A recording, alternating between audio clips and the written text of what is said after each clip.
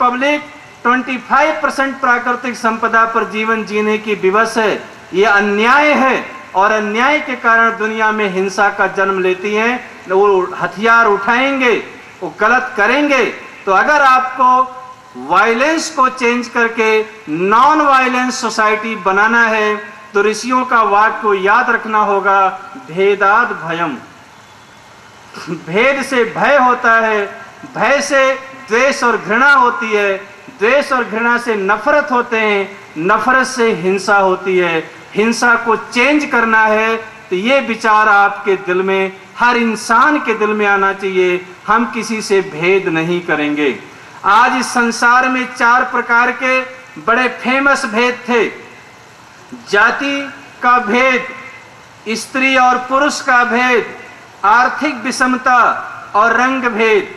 ये 4 प्रकार की विषमता पूरे दुनिया में बहुत थी, लेकिन वो मिटती जा रही हैं। नॉलेज और इकोनॉमी बढ़ने से इसको ठीक किया जा सकता है। दूसरा मानव जाति के लिए सबसे बड़ा चैलेंज है मिसट्रस्ट, अविश्वास। 1986 में ब्रिटेन की प्राइम मिनिस्टर मार्गरेट थैचर और यूएस प्रेसिडेंट रोनाल्ड रेगन दोनों ने एक ज्वाइंट स्टेटमेंट दिया कि हम पूरे दुनिया को एक ग्लोबल विलेज बनाएंगे, वैश्विक गांव बनाएंगे। उस समय लोग यकीन नहीं करते थे कि सारा संसार एक गांव कैसे बन जाएगा।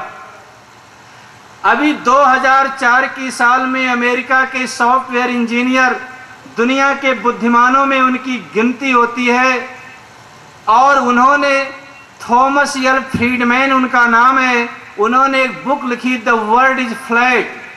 ये संसार समतल है और इस पूरे संसार में हर व्यक्ति को उन्नति करने का एक अवसर है। इस ग्लोबलाइजेशन के नारे ने पूरे दुनिया को एक कर दिया। इंफॉर्मेशन टेक्नोलॉजी ने पीपल टू पीपल कांटेक्ट कर दिया। जहां वर्ल्ड के साथ अटैचमेंट हुआ, वहां फैमिली के साथ डिटैचमेंट हुआ। संसार तो बड़ा करीब आया, लेकिन परिवार बहुत दूर चला गया। और जब तक परिवार को जोड़ने की टेक्नोलॉजी आप नहीं ढूंढते हैं, तब तक संसार को जोड़ना आपके लिए बेईमानी होगा।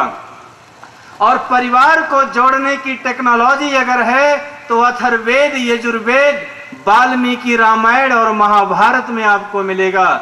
जहां पिता के साथ कैसा संबंध हो, पत्नी के साथ कैसा संबंध हो, भाई भाई के साथ कैसा संबंध हो, और संसार के लोगों के साथ हमारा रिलेशन कैसा हो।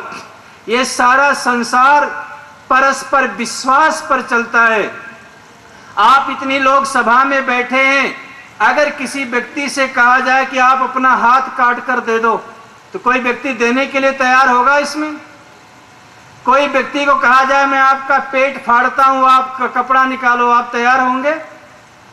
लेकिन एक पेशेंट डॉक्टर के पास पूरी बॉडी लेकर खड़ा हो जाता है कि आप इसको जैसे चीरो फाड़ो, कुछ भी करो, डॉक्टर साहब मैं अपनी बॉडी को कटवाने के लिए तैयार हूं। उस पेशेंट का उस डॉक्टर के ऊपर भरोसा होता है, विश्वास होता है।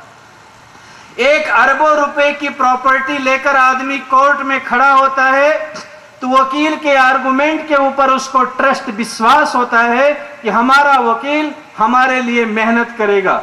एक माता पिता अपने जिगर बच्चों को जिगर के टुकड़े की तरह पालते हैं। अगर किसी स्कूल के हॉस्टल में उसका एडमिशन देते हैं तो अपने टीचर पर वो विश्वास करते हैं।